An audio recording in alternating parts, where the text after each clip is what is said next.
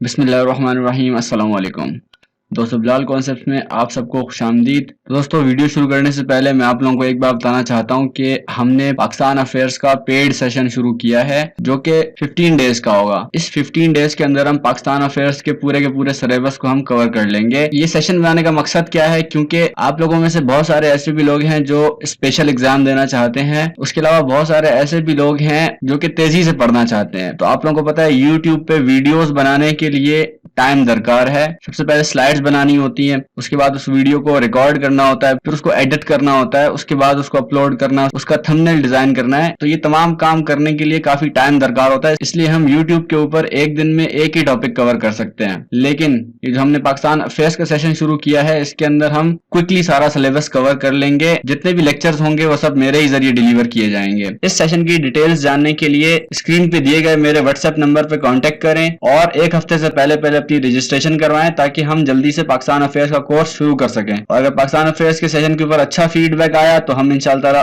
और भी सेशन शुरू करेंगे, और कोशिश हमारी यही रहेगी कि तमाम सब्जेक्ट्स जो हैं वो एग्जाम से पहले कवर करवा दें। बिस्मिल्लाहिर्रहमानिर्रहीम। अस्सलाम वालेकुम दोस्तों, बिलाल कॉन्सेप्ट्स में आप सबको खुशामदीद। आज हम जिस टॉपिक के बारे में बात करने वाले हैं वो है US Congress and it's mandate. इस टॉपिक में हम यही बात करेंगे कि कांग्रेस के क्या फंक्शंस हैं, उनकी क्या ड्यूटीज हैं, उनकी क्या लिमिट्स हैं, कांग्रेस का स्ट्रक्चर कैसा होता है। तमाम बातें हम आज के लेक्चर में डिस्कस करेंगे। लेकिन उससे पहले अगर आप लोगों ने मेरा चैनल सब्सक्राइब नहीं किया है तो मेरा चैनल सब्सक्राइब कर लें, ताकि हम दूसरे सब्जेक्ट्स के लिए भी वीडियोज बनाने के लिए मोटिवेट हो सकें। तो बात करते हैं यूएस कांग्रेस एंड मैंडेट की। इसमें क्या होता है कि सबसे पहले हमने देखा कि ग्रेट कॉम्प्रोमाइज हुआ था, कनेक्टिकट कॉम्प्रोमाइज में आप लोगों ने पढ़ा था। अगर मेरी यूएसए कॉन्स्टिट्यूशन की वीडियो आप लोगों ने नहीं देखी है तो वो जाकर देखें, पता चलेगा आप लोगों को कि कनेक्टिकट कॉम्प्रोमाइज क्या था, इसके अंदर क्या क्या बातें डिस्कस हुई थी। तो इसके अंदर एक बहुत इंपॉर्टेंट बात डिस्कस हुई थी कि यूएसए की जो कांग्रेस होगी वो बाई कैमरल स्ट्रक्चर पर बेस्ड होगी। इसमें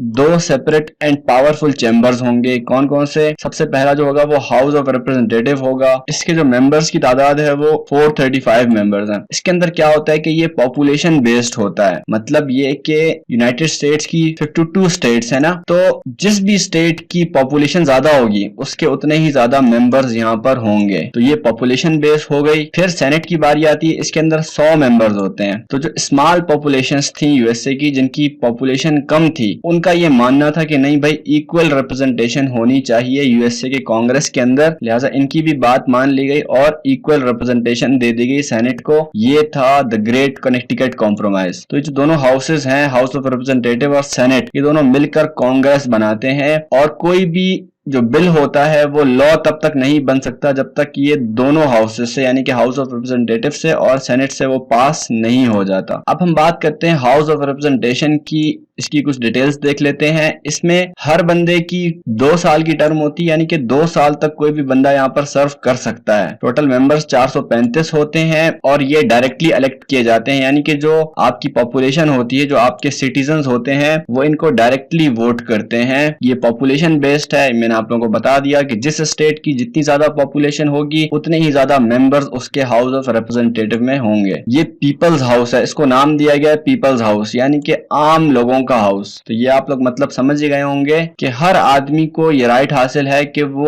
अपने रिप्रेजेंटेटिव्स यहाँ पर बिठा सकता है, उनको वोट करके। कैलिफोर्निया के बहुत ज्यादा मेंबर्स हैं, सबसे ज्यादा मेंबर्स कैलिफोर्निया के ही हैं और वो हैं 54 मेंबर्स। मिनिमम रिक्वायर्ड जो है वो है 1 मेंबर। अगर किसी स्टेट का एक रिप्रेजेंटेटिव भी होगा हाउस ऑफ रिप्रेजेंटेशन में तो वो एक्सेप्टेबल होगा। ये जो 435 मेंबर्स हैं इसके, तो हर 2 साल के बाद वो सारे के सारे रिटायर हो जाते हैं और दोबारा से इलेक्शन होता है और नए बंदे यहाँ पर इलेक्ट होते हैं। इसमें ये नहीं है कि कुछ लोगों का पहले इलेक्शन होगा, कुछ लोगों का बाद में इलेक्शन होगा, बल्कि तमाम लोगों का एक साथ ही इलेक्शन हो जाता है। इसकी जो मिनिमम एज रिक्वायर्ड है वो है 25 ईयर्स। और जो भी यहाँ पे रिप्रेजेंटेटिव होगा वो लाजमी है कि वो जिस स्टेट का रिप्रेजेंटेटिव है उसी स्टेट का रेजिडेंट भी होना चाहिए वो। इसके बाद हम सेनेट की बात करते हैं। सेनेट के अंदर आप लोगों को पता है कि ये फार्मर्स ने एनविजन किया था ये मामला और इनकी बात मान ली गई कनेक्टिकट कॉम्प्रोमाइज के अंदर और सेनेट बनाया गया। तो ये स्टेट्समैन की बॉडी होती है। इनके जो डिसीजंस होते हैं वो विजडम पर बेस्ड होते हैं और एक्सपीरियंस पर बेस्ड होते हैं, यानी कि लोग जो सेनेट के लिए अपॉइंट किए जाते हैं वो वही लोग होते हैं जो एक्सपीरियंस्ड लोग होते हैं और जिनके पास डिसीजन मेकिंग पावर होती है, डिसीजन मेकिंग स्किल्स होते हैं। इनकी जो टर्म्स होती है वो 6 इयर्स की होती है और टोटल नंबर जो होते हैं वो 100 होते हैं। इनमें से 1/3 जो होते हैं वो हर 2 साल के बाद उनका इलेक्शन हो जाता है, यानी कि 1/3 जो होंगे वो हर 2 साल के बाद रिटायर हो जाएंगे और उनकी जगह फिर नए बंदे आएंगे। ये जो लेंथ थी है टर्म्स की, ये पब्लिक ओपिनियन की मदद से ली गई है। 1913 में 17th अमेंडमेंट पास हुई और सेनेटर्स को भी डायरेक्टली इलेक्ट करने के लिए ऑफर दे दी गई और 1913 के बाद से अब तक आज दिन तक भी सेनेटर्स जो है वो डायरेक्टली इलेक्ट किए जाते हैं, यानी कि हर आदमी इनके लिए भी वोट करता है, हर सिटीजन इनके लिए भी वोट करता है। मिनिमम एज जो रिक्वायर्ड है वो 30 इयर्स है और रेजिडेंट भी होना चाहिए उस स्टेट का। कैलिफोर्निया की जो पॉपुलेशन है वो 36 मिलियन है और व्योमिंग्स की जो है वो 5,09,000 है, लेकिन उसके बावजूद दोनों की इक्वल रिप्रेजेंटेशन होगी। यहाँ पर इक्वल रिप्रेजेंटेशन का मामला चलता है तो हर स्टेट के 2 सेनेटर्स यहाँ पर होते हैं। अब हम सैलिएंट फीचर्स की बात करते हैं कि ये जो कांग्रेस है इसके सैलिएंट फीचर्स क्या हैं। इसमें सबसे पहला जो फीचर है वो पार्टीज का फीचर है। अब जो कांग्रेस है उसने पार्टीज के बारे में कोई बात नहीं की, लेकिन आप लोगों को पता है कि यूएसए के अंदर पार्टी सिस्टम जो है वो इवॉल्व हुआ है। पहले 1 पार्टी सिस्टम था, फिर 2 पार्टी सिस्टम हुआ। तो जब बहुत सारी पार्टीज होंगी तो फिर कांग्रेस को इसको कंसीडर करना पड़ेगा ही पड़ेगा। तो जो भी पार्टी मेजोरिटी वोट्स हासिल करेगी वो दोनों हाउसेस के ऊपर राज करेगी, यानी कि दोनों हाउसेस में उसको 50% से ज्यादा सीट मिल जाएंगी। पार्टीज जो है वो अपने लीडर्स खुद इलेक्ट करेंगी, यानी कि जिस भी बंदे को रिप्रेजेंटेटिव के लिए नॉमिनेट करना है वो खुद ही पार्टीज डिसाइड करेंगी। उसके अलावा पार्टीज अपने सिस्टम को ऑर्गेनाइज भी खुद करती हैं और जो स्ट्रेटेजीज हैं उनको भी वो खुद ही फॉर्मुलेट करती हैं।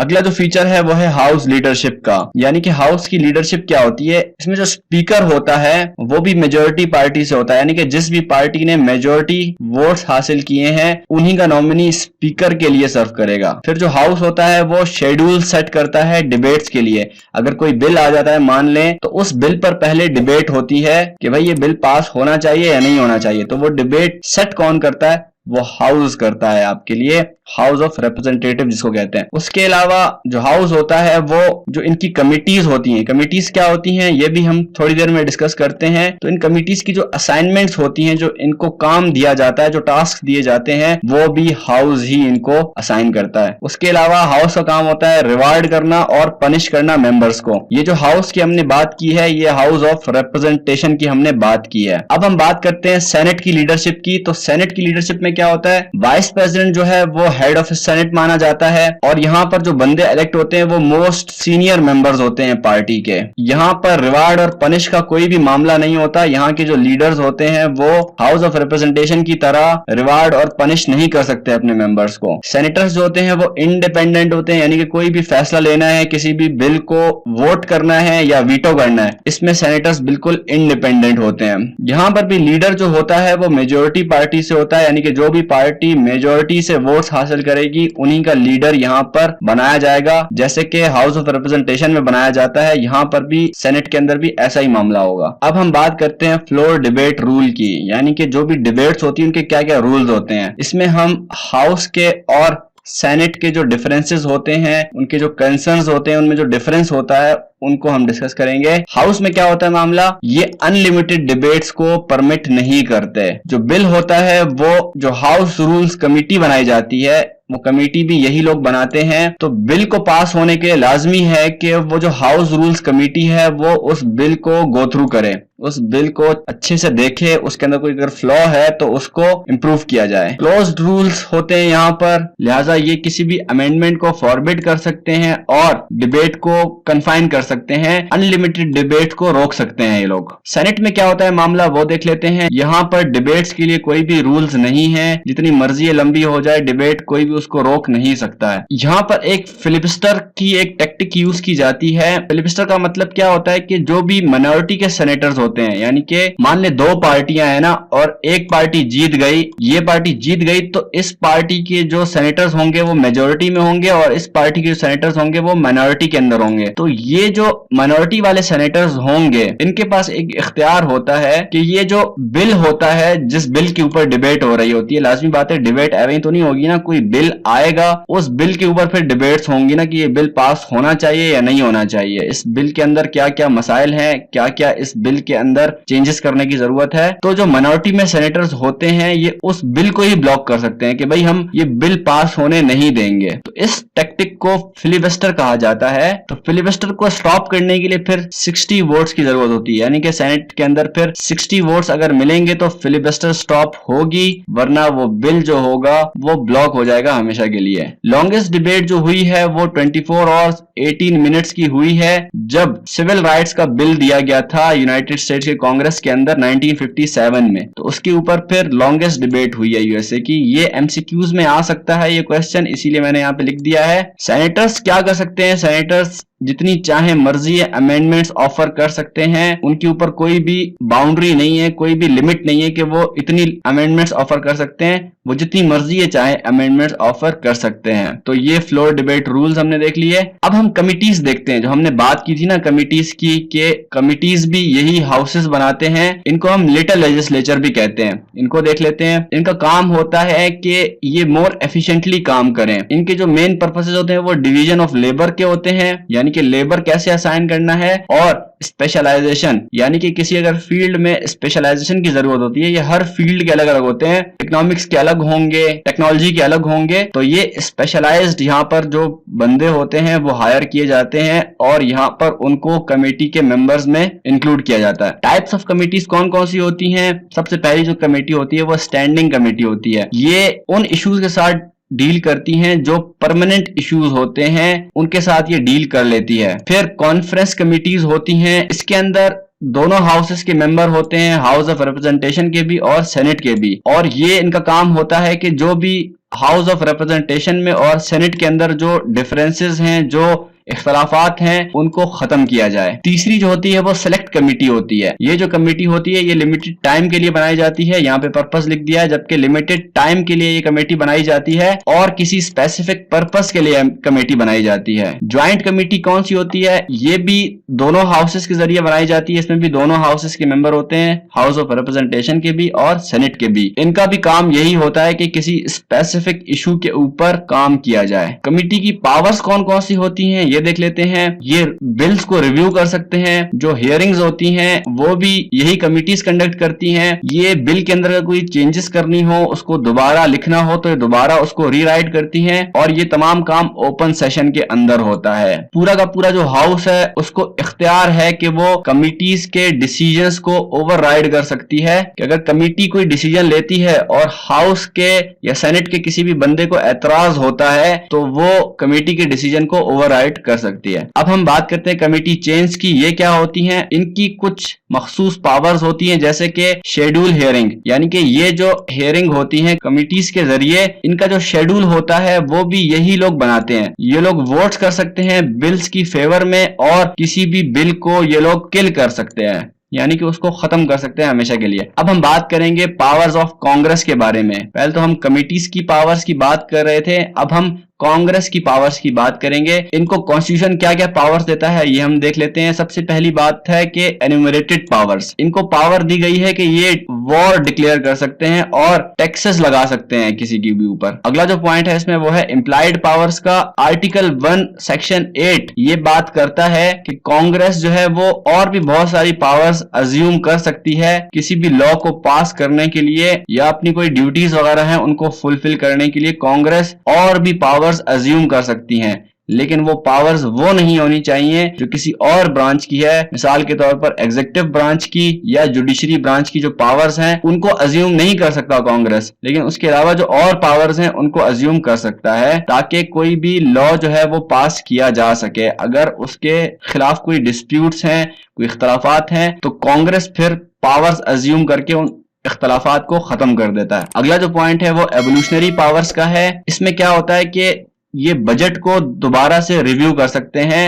बजट को देख सकते हैं। कांग्रेस एक बिल पास कर सकता है जिसे हम ऑथराइजेशन बिल कहते हैं। इसमें क्या होता है कि कांग्रेस ये बता देती है कि हमारे पास मैक्सिमम अमाउंट ऑफ मनी कितनी अवेलेबल है, ताकि उसी के हिसाब से फिर बजट बनाया जा सके। उसके अलावा ये इन्वेस्टिगेशन भी कर सकते हैं, जैसे कि रिचर्ड निक्सन के जमाने में इन्होंने इन्वेस्टिगेशन वारंट इशू किया था ताकि ये किसी भी किस्म की रॉन्ग डूइंग्स को रोक सके और कोई भी पब्लिक ऑफिशियल अपनी पावर को मिसयूज ना कर सके। अब हम बात करते हैं इनकी ड्यूटीज के बारे में। हाउस की क्या ड्यूटीज हैं कि ये जो रेवेन्यू बिल्स हैं वो इनिशिएट कर सकते हैं। उसके अलावा ये इम्पीचमेंट प्रोसेस को इनिशिएट कर सकते हैं और ये जो आर्टिकल ऑफ इम्पीचमेंट होता है इसको भी यही लोग पास करते हैं। फिर हाउस के जो मेंबर्स होते हैं उनका मैंने आप लोगों को बता दिया कि इनकी 2 इयर्स की टर्म होती है। 435 मेंबर्स को जो आम सिटीजन होता है वो अपॉइंट करता है वोटिंग के जरिए। सेनेट की बात करते हैं। सेनेट की क्या ड्यूटीज हैं कि ये जो प्रेसिडेंशियल अपॉइंटमेंट्स होती हैं उनको ये कंफर्म करता है, यानी कि प्रेसिडेंट अगर कोई भी बंदा हायर करता है अपने कैबिनेट के लिए तो उसको कंफर्म कौन करेगा? सेनेट करेगा। इसके अलावा प्रेसिडेंट के पास एक और इख्तियार भी है कि वो जितने भी जजेस होते हैं जुडिशरी ब्रांच के उनको भी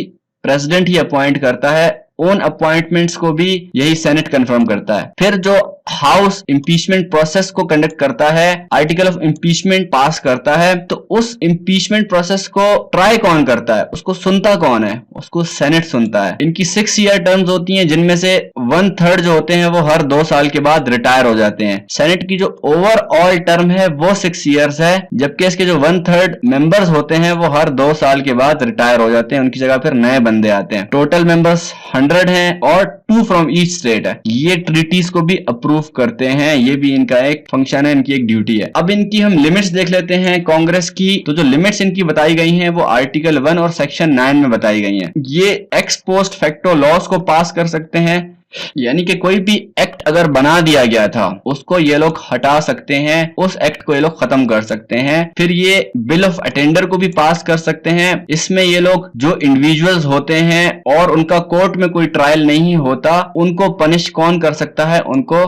कांग्रेस ही पनिश कर सकती है। ये रिट ऑफ हेबियस कॉर्पस को सस्पेंड कर सकते हैं। हेबियस कॉर्पस क्या होता है कि कोर्ट का ऑर्डर होता है कि जो भी क्रिमिनल आपने अरेस्ट किया है उसको ट्रायल के लिए पेश किया जाए, कोर्ट में उसकी सुनवाई होगी। तो इस हेबियस कॉर्पस का जो राइट है इसको कांग्रेस सस्पेंड कर सकता है, लेकिन ये इख्तियार सिर्फ तभी आता है कांग्रेस के पास जब कोई नेशनल इमरजेंसी नाफिज होती है। जैसे कि सिविल वॉर के टाइम में आप लोगों को याद है कि अब्राहम लिंकन ने हेबियस कॉर्पस का जो राइट था उसको सस्पेंड कर दिया था, ताकि अगर वो किसी भी बंदे को अरेस्ट करें तो वो उसको कोर्ट में ना पेश करना पड़े। तो ये बात हम सिविल वॉर के लेक्चर में भी डिस्कस कर चुके हैं। अगर आप लोगों ने सिविल वॉर की वीडियो नहीं देखी है तो ऊपर आई के बटन पे क्लिक करके वो वीडियो आप लोग देख सकते हैं। उसके अलावा डिस्क्रिप्शन में भी आप लोगों को इसका लिंक मिल जाएगा। फंक्शंस देखते हैं कांग्रेस के क्या क्या फंक्शंस हैं। लॉ मेकिंग इनका एक फंक्शन है। इसमें एग्जीक्यूटिव ब्रांच जो होती है यानी कि जो प्रेसिडेंट होता है वो ज्यादातर बिल्स ऑफर करता है। दूसरा फंक्शन इसका है रिप्रेजेंटेटिंग द पीपल। इसकी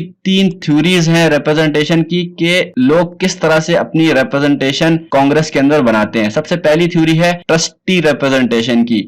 इसमें क्या होता है कि जो लोग होते हैं वो अपने भरोसे के लायक जो बंदे होते हैं और वो बंदे जिनको एक्सपीरियंस भी होगा और उनकी जजमेंट को भी ये जो सिटीजन होंगे ये ट्रस्ट करेंगे, तो उन बंदों को ये लोग नॉमिनेट करते हैं, उन बंदों के लिए वोट करते हैं। इसको हम ट्रस्टी रिप्रेजेंटेशन कहते हैं। फिर एक है सोशियोलॉजिकल रिप्रेजेंटेशन। इसमें एतमाद की बेस के ऊपर, भरोसे की बेस के ऊपर वोटिंग नहीं दी जाती, बल्कि इसमें क्या होता है कि लोग उसी रिप्रेजेंटेटिव को चूज करते हैं जिसका एथनिक, रिलीजियस, सोशल या एजुकेशनल बैकग्राउंड उन सिटीजन्स के साथ रिजेंबल कर रहा होगा, उसको ये लोग वोट करेंगे। फिर अगला जो है वो एजेंसी रिप्रेजेंटेशन की थ्योरी है। इसमें क्या होता है कि लोग उसी रिप्रेजेंटेटिव को चूज करते हैं जिनके बारे में वो ये समझते हैं कि वो हमारी जो विशेज हैं उनको कैरी आउट कर सकता है कांग्रेस के अंदर। अगर वो रिप्रेजेंटेशन ऐसा ना करे, सिटीजन्स की विशेष को कैरी आउट ना करे, तो वो यही कर सकते हैं कि वो अगले इलेक्शन में उसको दोबारा वोट नहीं देंगे। तीसरा जो फंक्शन होता है